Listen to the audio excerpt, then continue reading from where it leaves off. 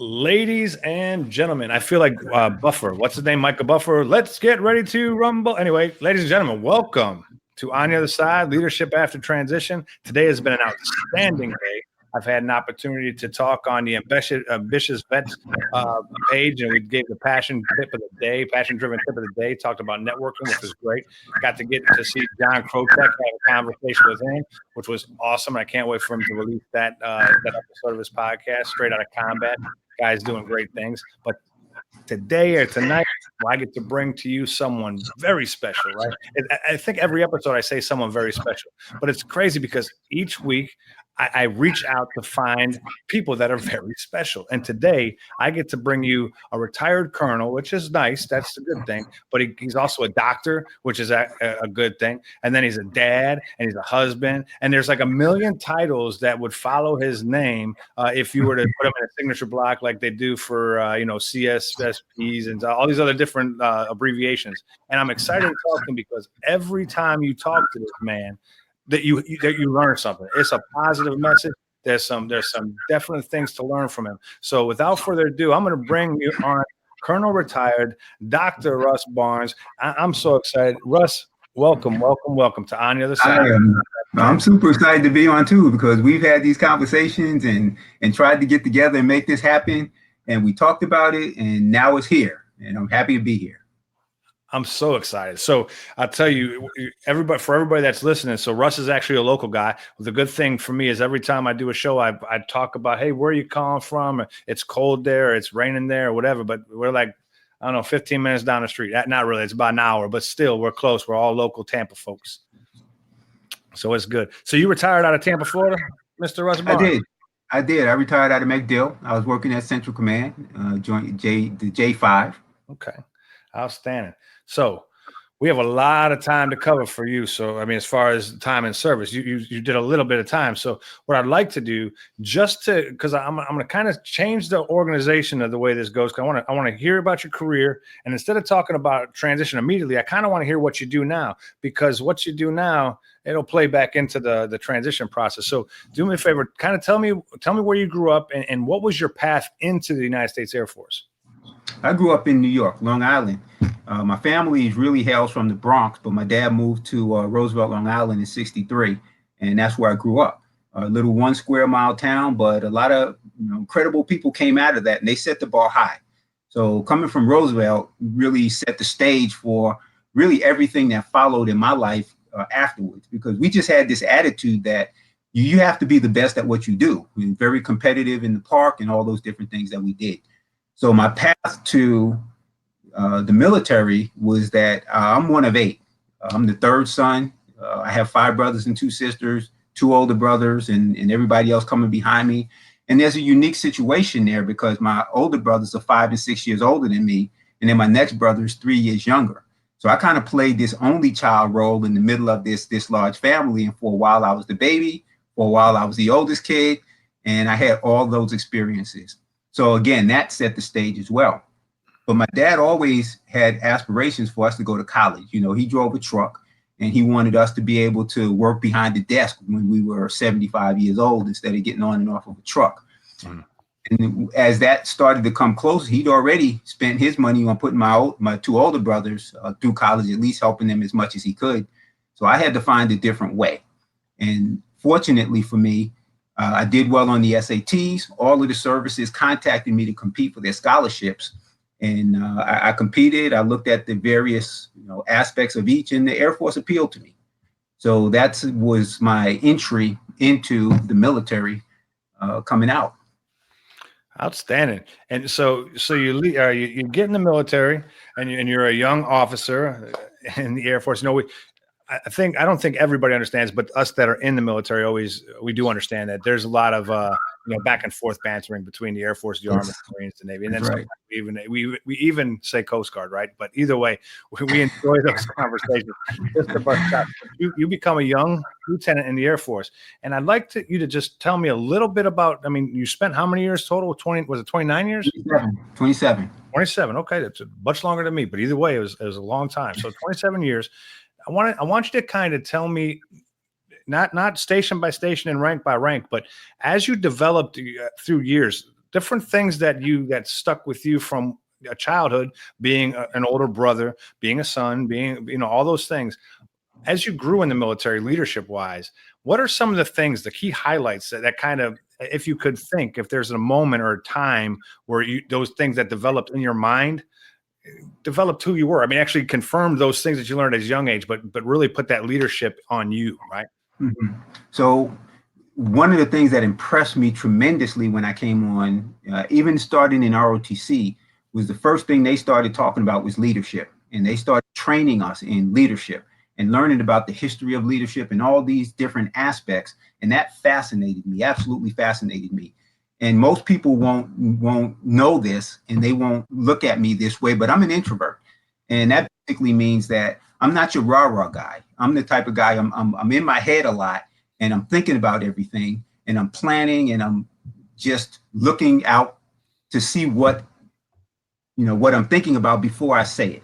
Mm. And I thought, as I came on active duty, I said, man, how can I really be an effective leader if I'm not that guy out there who's going to be inspiring and motivating the troops? So learning about leadership became a fascination for me. And as a young officer, your job primarily is to be good at your job. And within that framework, you're leading not only yourself, but you're leading your peers to a certain degree. And as a B-52 crew member, we all had our responsibilities, but we had to make sure that we were taking responsibility and doing the things we needed to do to be good at what we learned. So that was one type of leadership starting out. And then as you progress, I was fortunate enough, even within the navigation community, to be a flight commander. So now I had responsibility for others within the squadron. And as a radar navigator, I'm not generally aircraft commander, but now I had pilots that I had to be responsible for making sure that they were getting the things done that they needed to do. So again, another step up in evolution. The other thing about leadership in the Air Force and the military in general is once you learn your craft, they expect you to turn around and become an instructor and begin to teach others.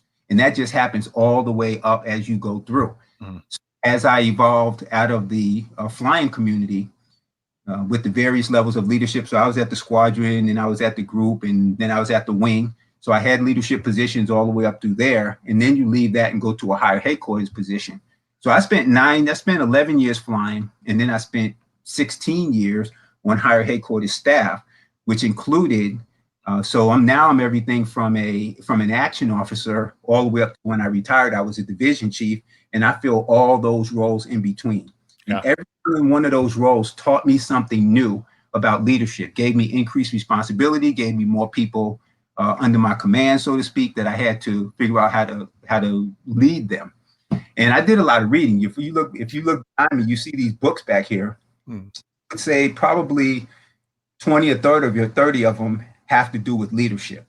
And I would read those books as I was going through my career to gain additional insights on how I could do what I do.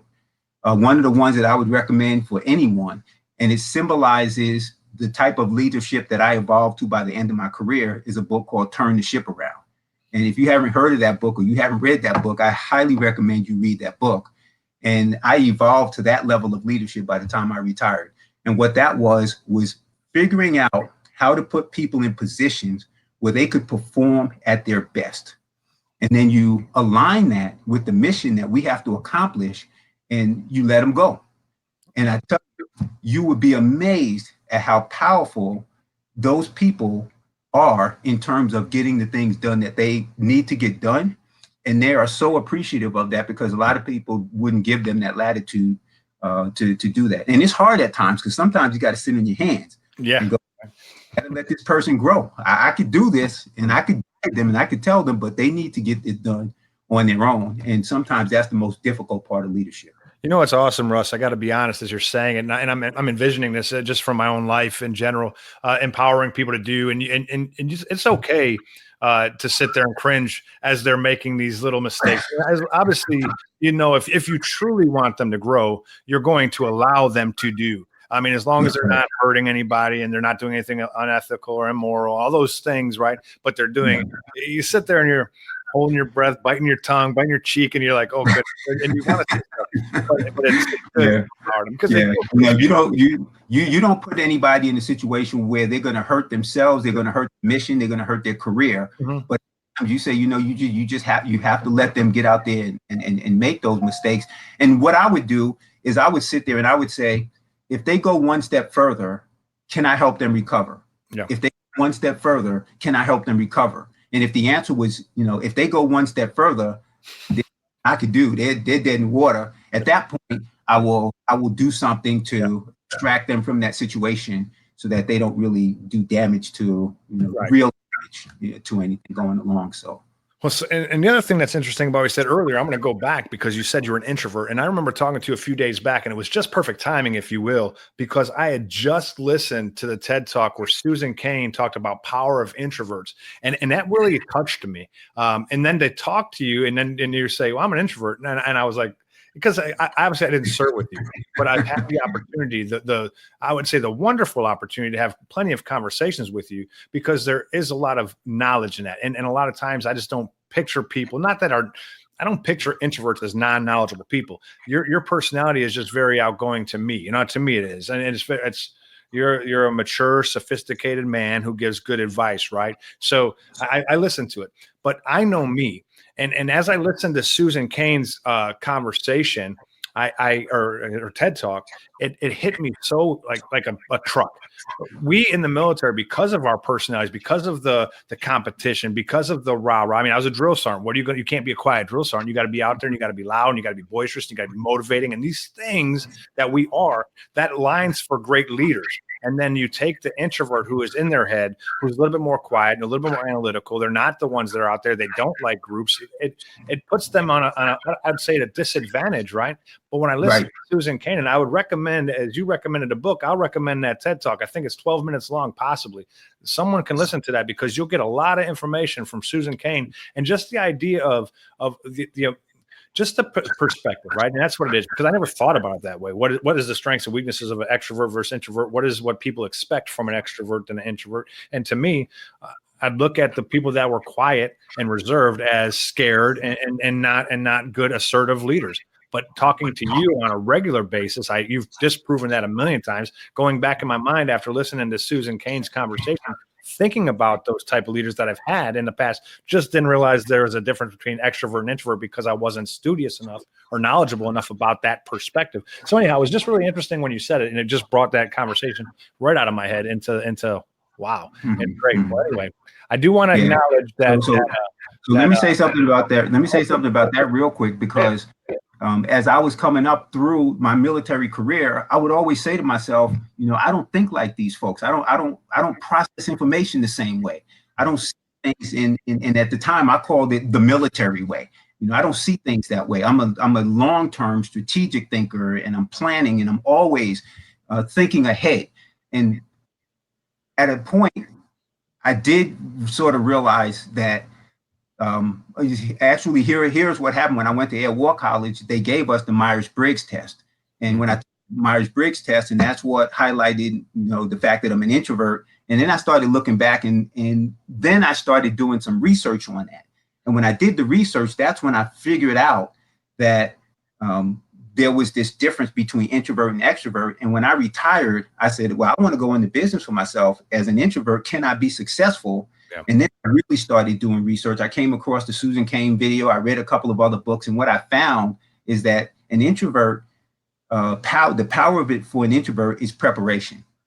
When an introvert is prepared, they will appear to be an extrovert. Just because now an introvert doesn't like to say things that are wrong. So they want to be completely accurate when they speak and before they speak. So an introvert who is prepared will definitely appear to be an extrovert. Right. And an extrovert like myself who doesn't prepare, I say things randomly and instantly know, oh my goodness. Well, you learn while you talk. Extroverts learn how they speak.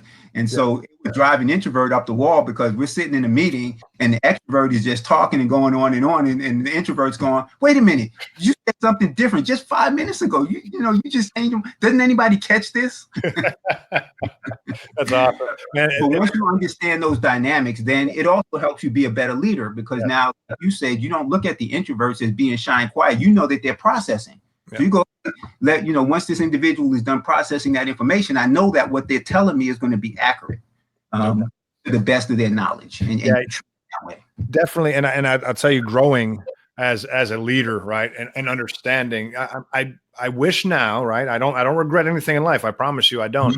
I just look back at now as I'm having this conversation with you, there's a couple other things that I've done in my career that had I known, I would have reacted differently, and I wouldn't have changed anything now, but I do look at some of the people specifically, not some of the instances more so than the people, because some of the people that I didn't realize were introverted I could have really benefited from them, because I know the thing is I knew their strengths. I knew they had strengths.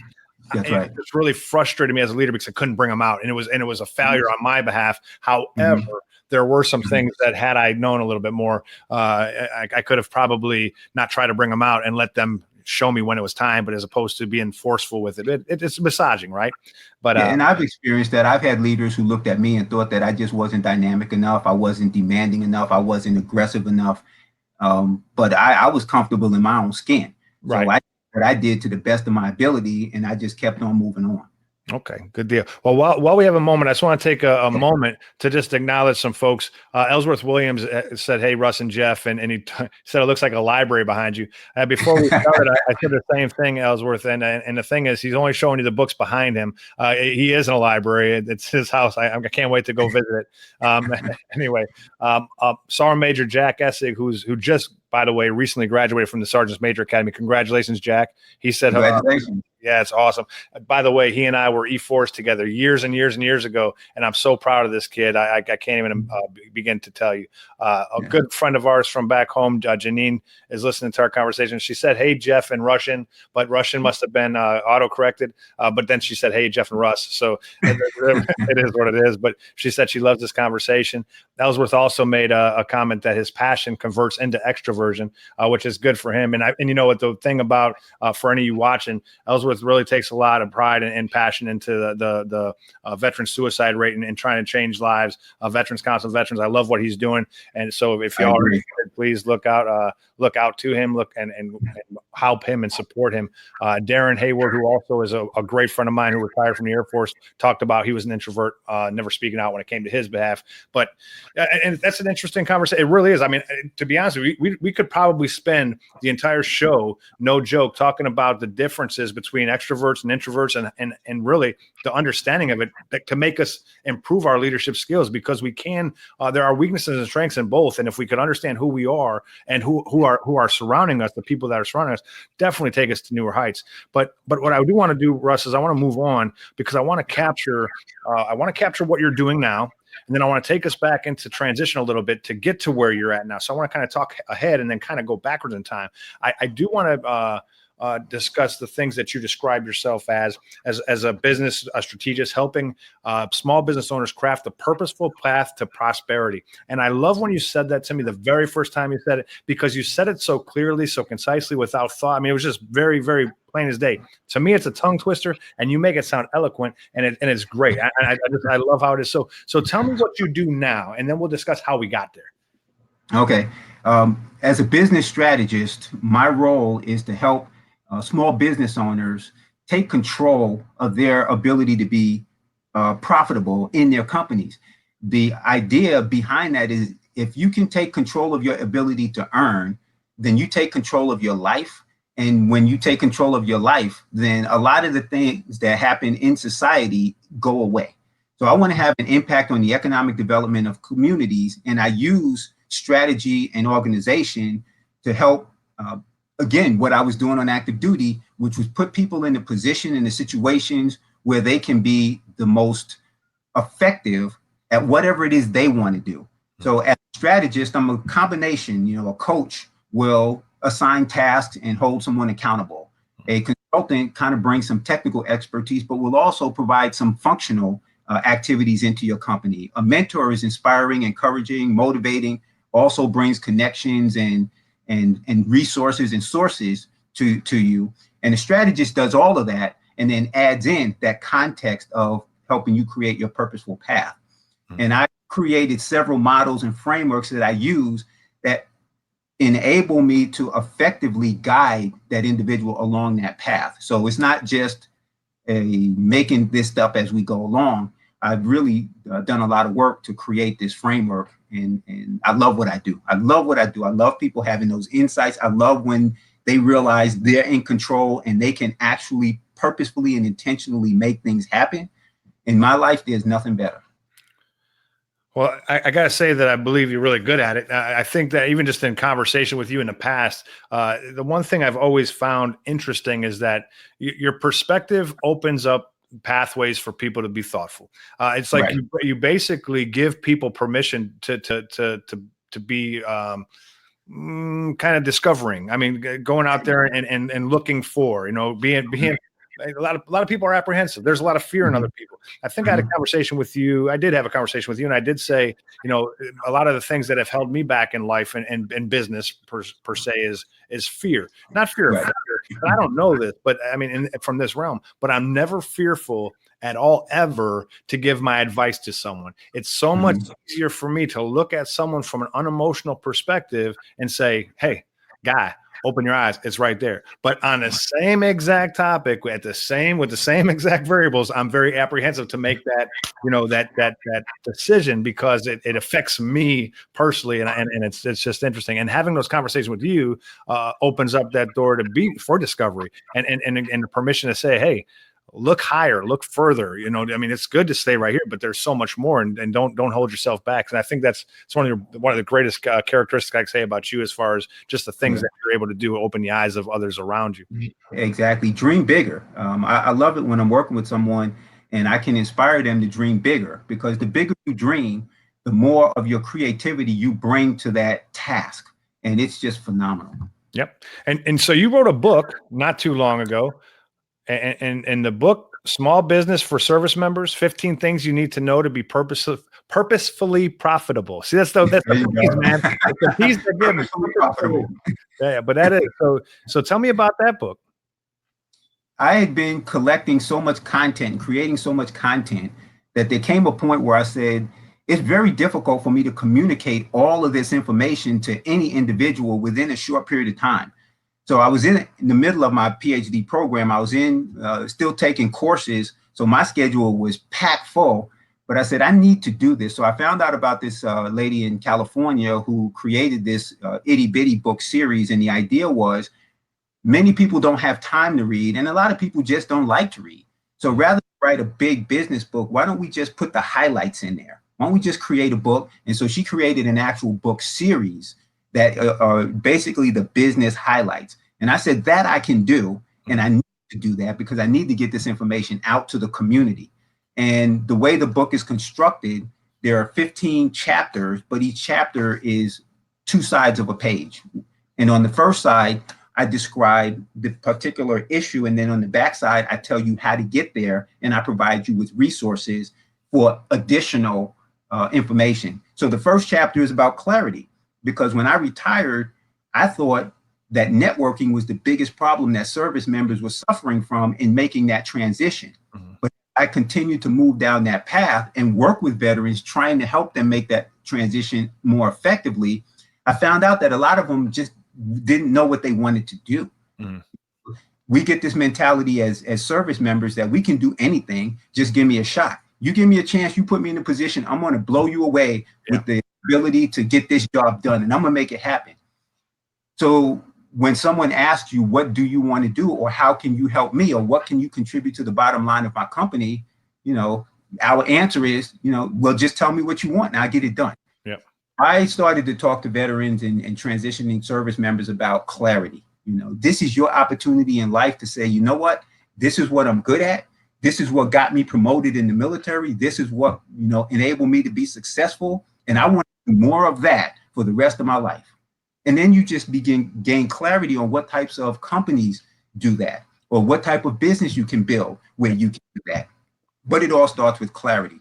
And so on the backside of that page, I talk about the different ways you can find clarity and some references and resources that you can use in order to help you get clarity. And that's the way it goes throughout the entire book when it comes to becoming a small business owner and being successful. All right. So you get the book done, and then you as the purpose.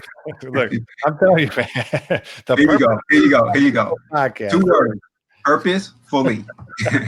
Purposefully.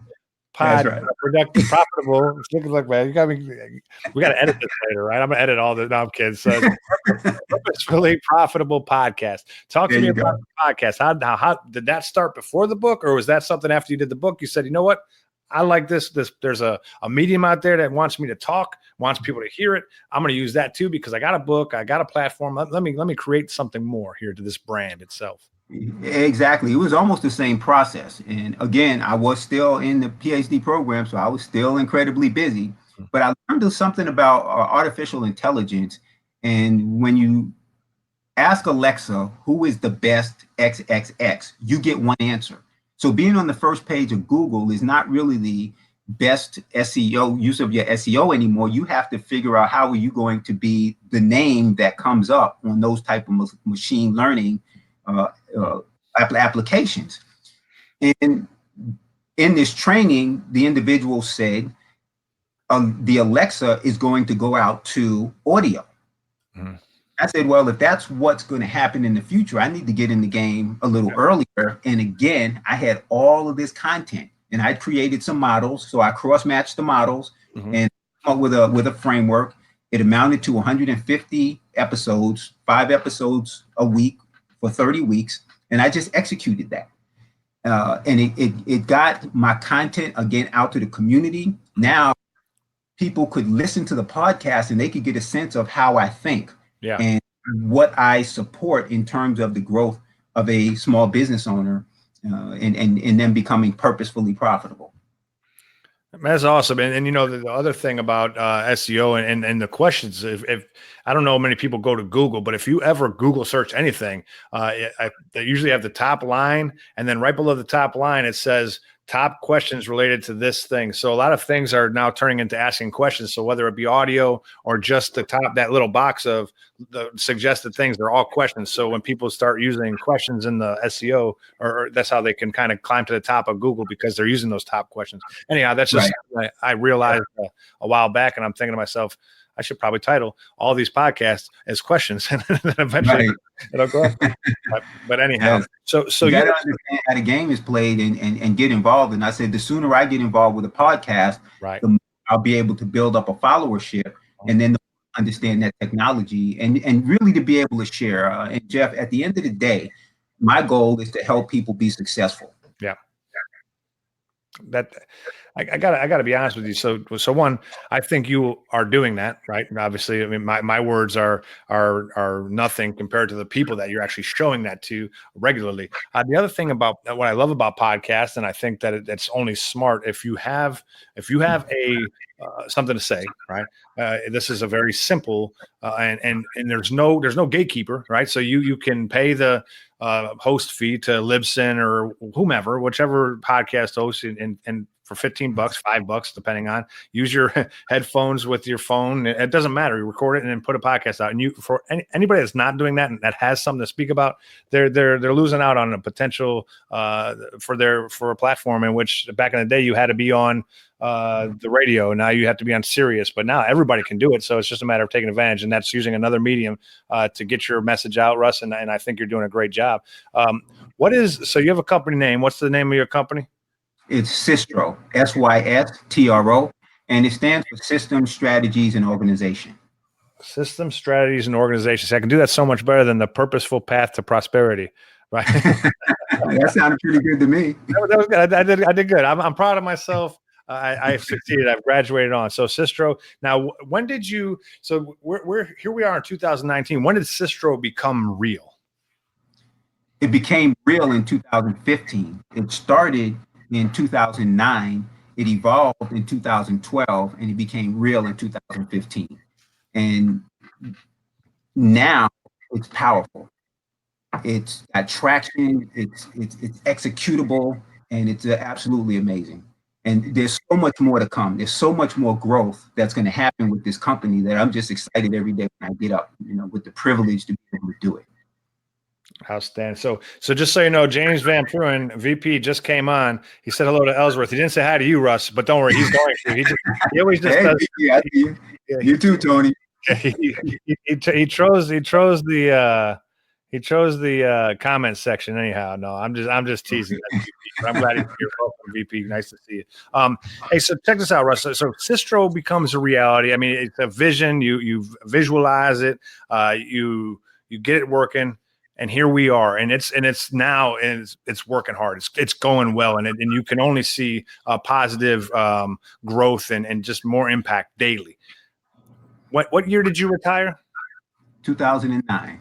So in 2009, when you retired, here we are in 2019. That's a doctorate degree later because you were in your PhD program for quite a while. I don't know how long, but I know it was a while because you wouldn't return my calls. That's a joke. I'm just teasing. But you were in that program for a while. It took some years for this to be where it's at. I mean, this is someone who's sitting there. I mean, whether you're introvert or not, you're calculated. You're doing things meticulously planned well. I mean, it's very good. When you got out, when the day that you transitioned from the Air Force, did you say it's going to take me 10 years for Sistro to be where it is right now? I didn't say that, but people told me that, and I didn't listen. So here's what happened. When I retired, I knew one thing, and that was that I didn't want to work for anybody ever again. And I knew the path was through entrepreneurship. I knew it was going to be hard. I knew it was going to be a challenge. I knew I didn't know enough. So I started my exploration right then and there. I started taking courses. I started talking to people. I started trying to learn as much as I could and just started on the journey. And what I tried to do starting out was to not do anything that would impact my ability to take care of my family. So the business had to sustain itself. It had to grow on its own. It had to have its own legs. And if it couldn't do that, then it was going to be unsustainable. And that was my journey to figure that out. So I didn't cross the streams, and I made sure I did that. So I ended up in a franchise business, which was leather restoration and vinyl repair, as a retired colonel fixing leather stuff. People did it because they saw me as a repairman, but they didn't understand that I was the CEO of my own company and I was learning. Right. And the way I looked at myself at that time was I said, since I don't have a lot of experience in business, I'm going back to being a second lieutenant. Yeah. And I didn't have a problem with going back to be a second lieutenant, to grow up to be a captain, to grow up to be a major, to grow up to be a lieutenant colonel, and go through that whole path process again. And it has really helped me to be where I am and do what I'm doing right now, because that foundation, that 3 years that I spent cold calling up and down in the Florida heat, gives me empathy with the people that I'm working for and the people that I'm serving right now through Sistro. No doubt. That's amazing. I love hearing it. And that's, you speak to me, right? When you're speaking, because I don't have an issue with being a private. Like when I got out, I started working at Brandon Ford. I told them right away, I said, hey, I'm a private, because there's a bunch of guys who had served and they're like, oh, you were a squadron sergeant major, and I was like, yeah, whatever the case. Oh, yeah, it was. That's past life, right? Here, I'm the brand new sales guy, and treat me as such. And they did. They were awesome, but they were a loving family, right? But coming out into the business world, I'm like an EIOU one, right? Because I have no idea. But I'm loving the journey, man. I'm loving the journey. And I'll tell you something. I keep hearing people talk about failures as they go. And I got to be honest with you. You want to know the person who talks about failure are the successes, because people that are failing don't talk about it, right? So I don't use the word failure ever. And people get mad at me because they're like, well, you had to fail a test because you've listen. If you subscribe, I subscribe to Ernest Nightingale, the concept that success is the progressive realization of a worthwhile goal. I subscribe to that, which means that if I subscribe to that, a worthwhile goal to me, it might not be worthwhile to you. Progressive means it's continually to evolving, right? And the realization is the evolution of it all. So, I mean, it's moving forward, it's evolving, and it's just what's worthwhile to me. So failure can only happen if I stop. And I'll tell you what, April 28th, 2018, I opened my business, or 17, I opened my business, and January 9th of 2017, we started this podcast. It's evolving, it's moving forward. And the thing is, we're not quitting. And that to me is success in and of itself. And so for your story, Russ, I love it. And it's good because, you got people telling you, but what did you do? You went out and learned how to be a businessman. We got people that are transitioning from the military that want to be businessmen, but don't know the first thing. And then because they don't know, they go get a job and they don't even try to be a businessman because they're scared of that, or because they want to be just employees. And that's okay too, but they don't know how to do it. And it's they're not looking for the right answer. People are being negative to them about their choices, but people around you, Russ, around the Tampa, I guess you'd say that just the community around here, which I love anyway, there's uplifting, there's information, there's just so many programs and outreach. I wish just more people knew about them because it's just kind of in a vacuum, if you will. And I've been on a crusade for that because there's such tremendous support. And all you have to do is have the mindset that good people are going to help you along your path. And when you start training your vision on that good people are going to help you, you start finding good people and they come out of the woodwork. And all of the people who have a negative perspective on business, they find those negative perspectives. Mm-hmm. So that was really a secret for me, is to say, I'm going to do as much as I can to help as many people. And I love what Zig Ziglar says. He says, you can get what you want if you help enough people get what they want. And I love that. I love that quote. Mm-hmm. That's awesome, man. I love it. And you said it the best. I got to tell you, it's been a long time since James has come watched me live. Just so you know, he's out in California doing whatever Californians do. Tony's never. I haven't seen Tony. I mean, he's been on my lives before, and both of those people are great people. And Janine, just the people that are coming on because you're here. You bring the people that you surround yourself with. I mean, you're surrounding yourself with great people, and here they are, and I love it. It's just a great thing to see them. So I'd ask you this, Russ, as you're having the opportunity right now to talk to the crowd of on the other side, during the transition process, if you had something to tell somebody for some advice, what would it be? What would be your hey, this is what you may want to do as you're getting ready to look on getting out the military? So I'll go back to what I said a little bit earlier, which is take the time to gain clarity.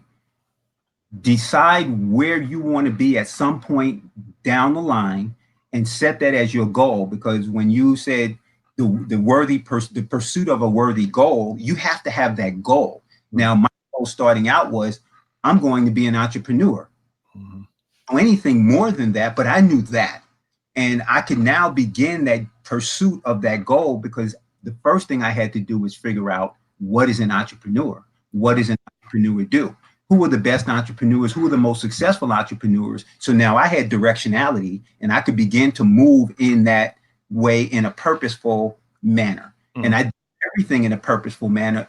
I had some setbacks. I had things that didn't go right. I had days when I just didn't want to get out of bed.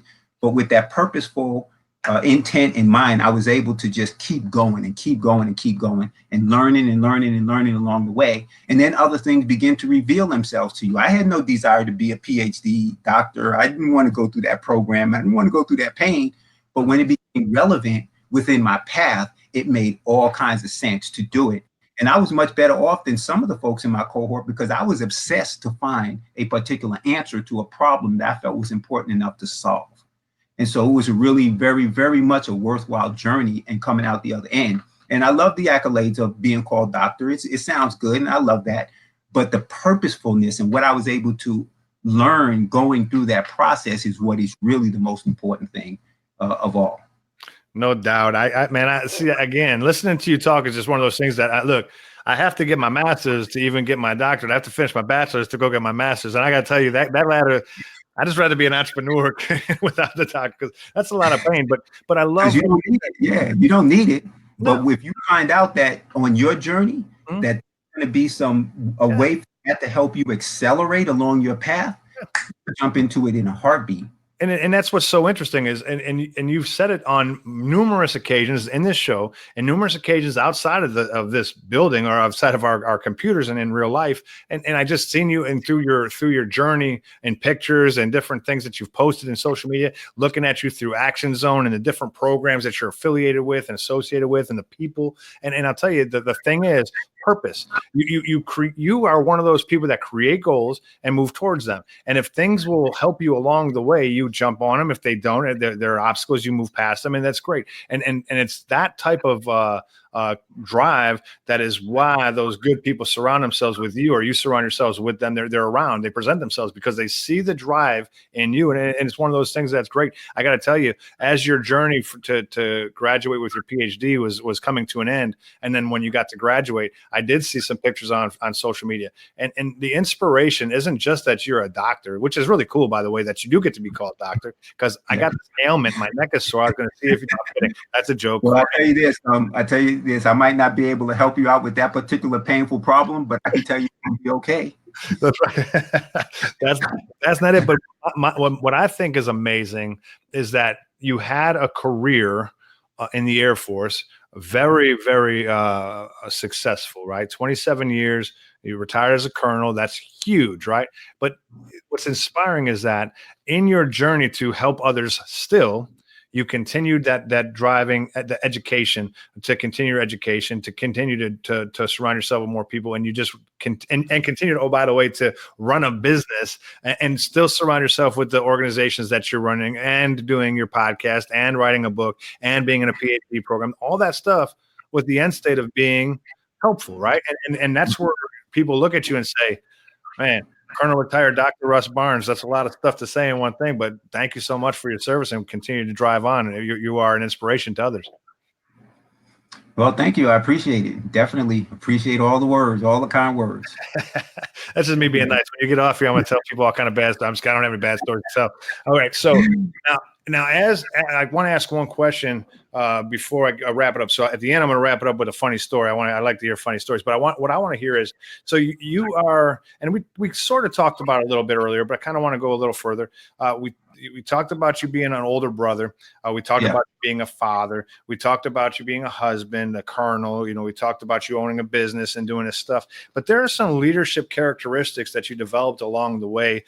Each one of your phases throughout, and your types of leadership that you got, and different perspectives from it, from your mentorship to the strategic side, and just different things. But what do you think?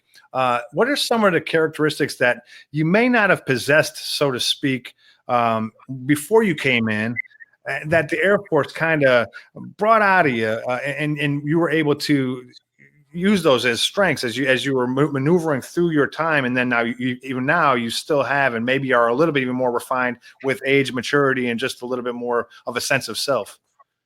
So here's a couple.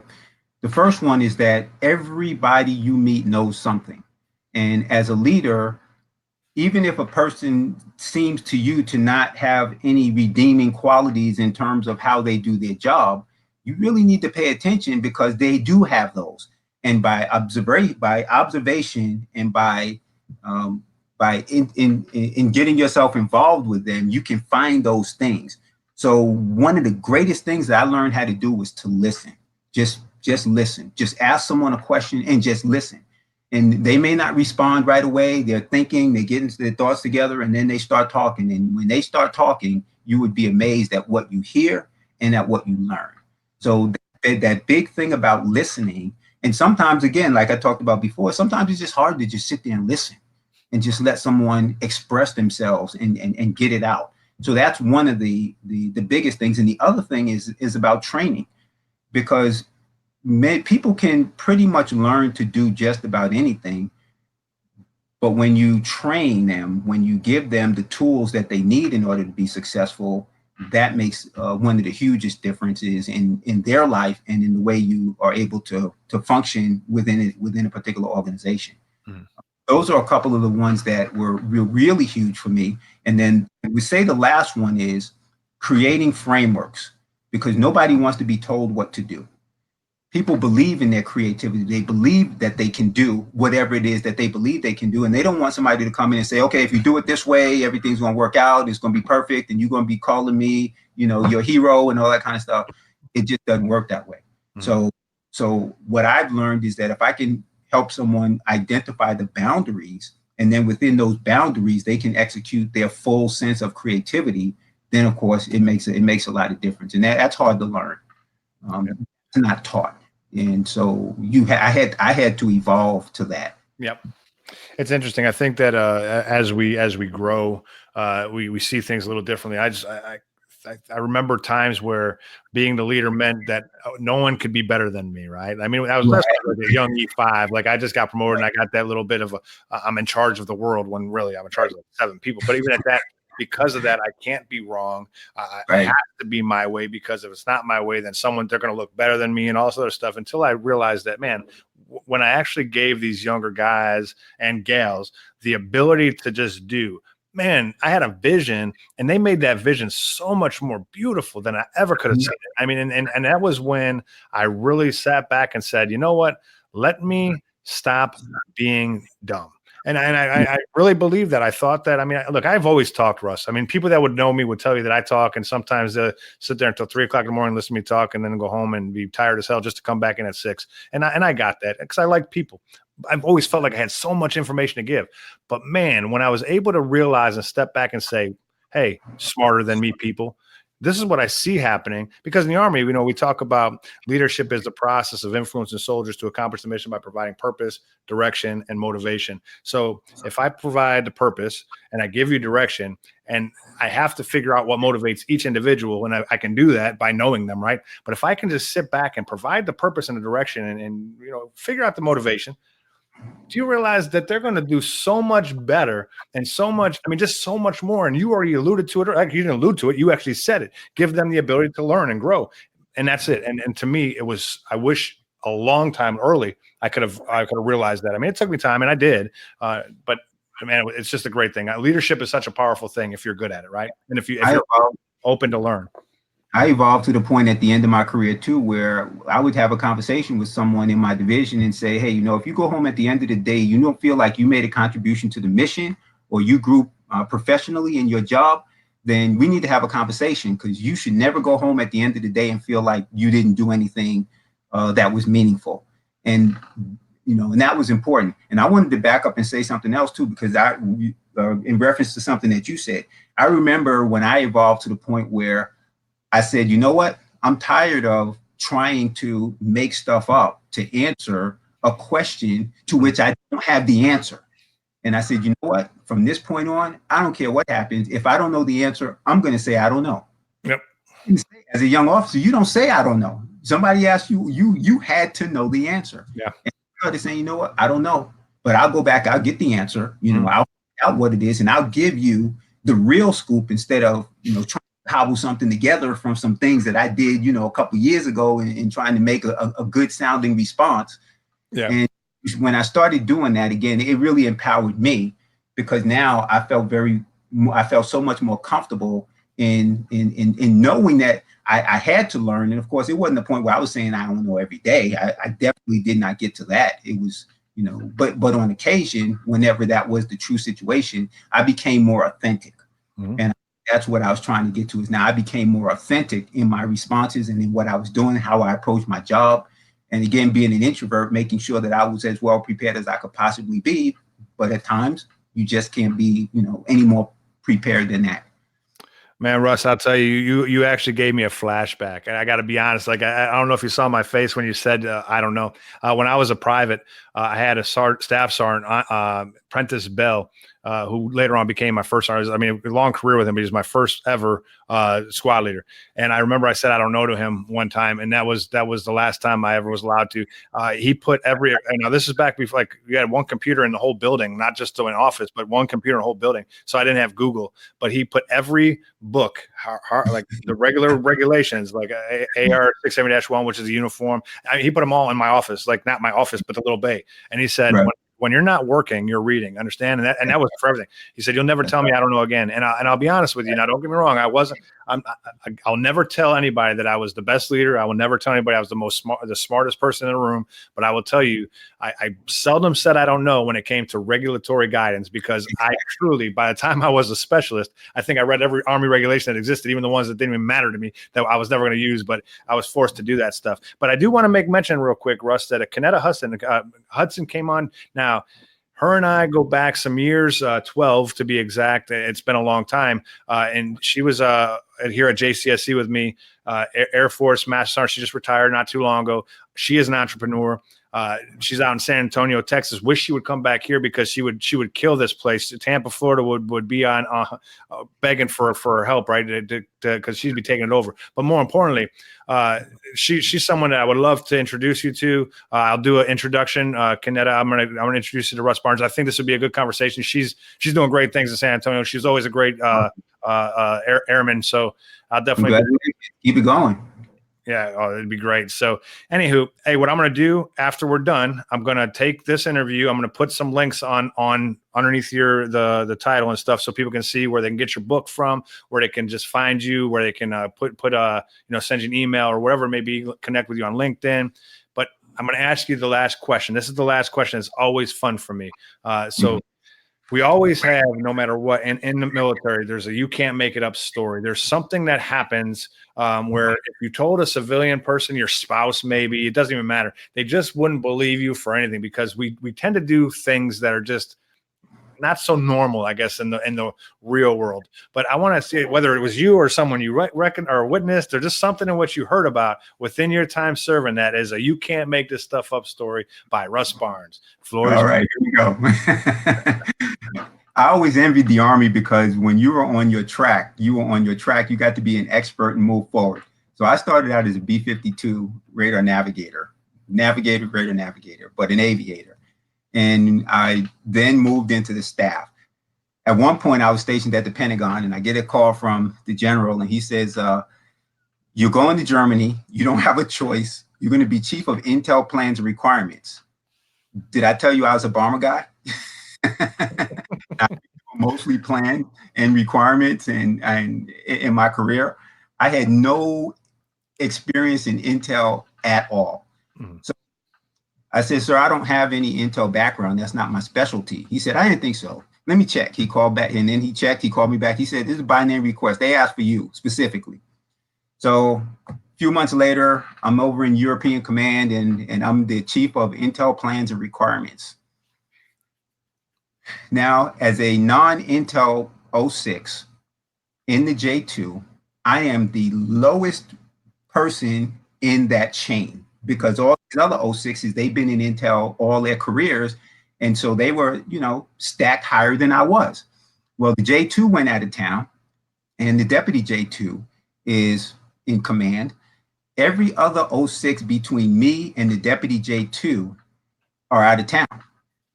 So around about 9 o'clock that day, I get a call from the executive officer and he says, Colonel Barnes, the deputy J2 isn't feeling too well. And if he doesn't get better by about 11 o'clock, he's going to go home. And that means that you are the acting J2.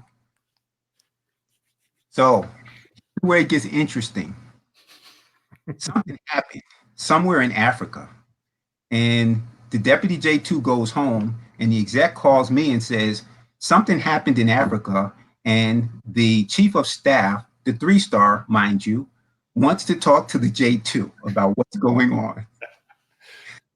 And guess who is the J2? With no history in intel, no background, no knowledge of how to process all of this information. And I'm the J2. So we're trying to figure out what the heck is going on. I'm talking to the exec and he's not helping me at all. So the time comes and I march over to the chief of staff's office and I'm standing there next to the deputy J3, who is a 1-star. And the chief of staff looks me dead in the eye and he says, "You're intel, tell me what's going on." I had absolutely no clue. So, leadership for you. The deputy J3, who did know what was going on, said, "Sir, in his defense, I don't think he really had the opportunity to be filled in on this particular situation. So let me tell you what's going on." Man, you cannot. There were like 5 06s between me and the J2 and the deputy J2, and they were all gone. And I ended up being the J2 that day. That day. Yeah. So the good thing was, and as I was listening to your story, I was gonna interrupt and say, "Did you say you don't know?" Because this would be not a good time to say I don't know. I did not say I don't know. I stood there with a stupid look on my face, but I did not say I don't know.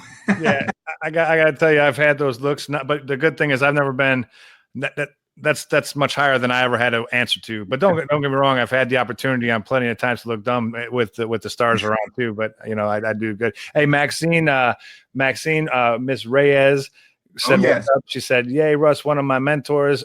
Hashtag the man. Hey, brother.